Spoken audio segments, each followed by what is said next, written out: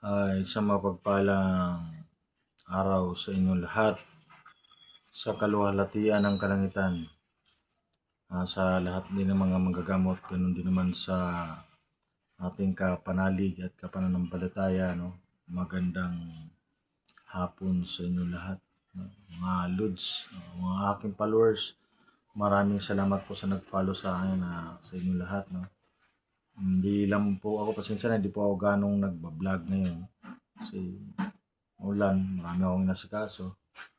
Ang mga loadstas. Yung ibang pasyente, di ko na gaanong binibidyo kasi yung privacy nila.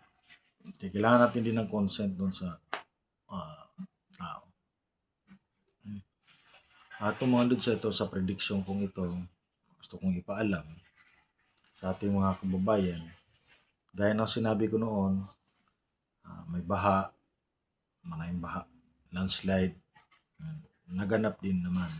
Nakakalungkot lang, may natamaan, may namatay sa Baguio. No? Nalungkot ako doon. Talaga, hindi tayo sikat eh. Tayo sikat na laging napapanood dito sa social media. No?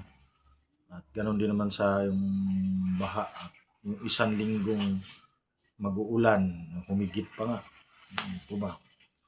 At yung iba pang prediksyon na bagyo. Maraming bagyong papasok sa atin pero may nag-isa talagang malakas na bagyo. Ito ang aking prediction mga Lods. Ito, talaga na inano ko. Prepare ang Pilipinas dito kasi malakas na ano ito, lindol. No? Bubulagain talaga tayo nito. Yung hindi pa nakakaano nito. Normal lang yan. Ano lang yan. Ano? Wala yan. Prediction ng pasikat lang. Mga ganun lang. Ako wala na akong pakialam dyan sa mga ano dyan, sa mga basa. Sa akin, may hatid lang. Ano na yan. Para makapag-ingat din naman yung iba. At yung iba makahanda, no? Lalo na sa mga nakatira sa mga matataas na tirahan, yung mga kondo o ano man. Sabihin natin may ano sila, spring, ano na yan, yung building nila pero mauuga ka pa rin. Paramdam ka pa rin ng iba yung hilo. No, sa mga bangin, no, paalala ko lang, no, yung nasa bangin o nasa mga napaanuhan ng gilid ng bundok o gilid ng mga ilog, lalo't mabato. So, ingat tayo. Kasi itong lindol na to, bulaga talaga tayo. Yung mga bahay na may hina pang mga pundasyon, no, tatamaan talaga nito. Yan ang akin. Hindi ko inaano dito mga lods. Ang inaano ko dito yung pag-iingat ng lahat. Concern to para sa lahat. No? Dito pasikat. Ang mahalaga may buhay na ating maligtas na malayo sa kapamakan. Kung hindi maniwala, wala tayong problema. Wala tayong problema. Wala tayong pag-uusapan. Yan. No?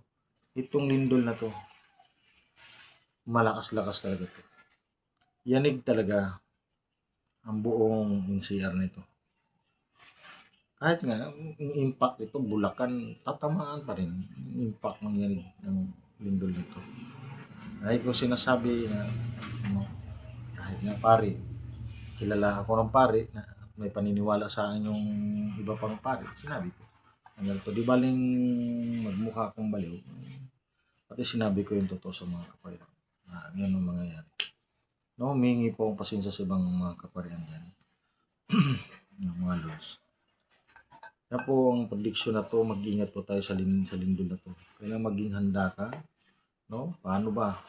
Para maging handa, magdasal po tayo. Walang tayong primang birhin sa matsagang manalangin. No? Ang Diyos ay mahabagin. So, kailangan natin magdasal dito sa ano na to, na maiwas tayo dito. Maiwas tayo dito sa mga sakunang ito. Kasi hindi na biro ang mga nagaganap sa ating panahon ngayon. No, lalo na sa ating bayan dito sa Pilipinas, marami nang kung ano-anong mga kalamidad. No? Sa sunod na video, iano ko sa inyo yung darating na sakit. No? Abangan nyo sa next video, no? Anong sakit yun na dapat din natin paghandaan. No? Kaya itong lindol na to, surprise talaga ito. Boom! Talaga. Sorpresa talaga ang lahat ito. No? Maliban na sa nakapanood ng video na to, medyo aware na siya. Pero ingat pa rin kasi yung mga bagay na bumabagsak. So, pag-ingatan pa rin. Yun mga Lods, yun na po ang aking prediction sa araw na ito. So, God bless you sa inyo lahat at shout out sa lahat ng mga manggagamot, no? At ganoon din naman sa mga taga Mount Banahaw at iba pang mga anting hero dyan at iba pang mga andyan, psychic at ganoon din naman sa mga paranormal. God bless you po sa inyo lahat, no? Mga Lods. Hallelujah, hallelujah. Shalom.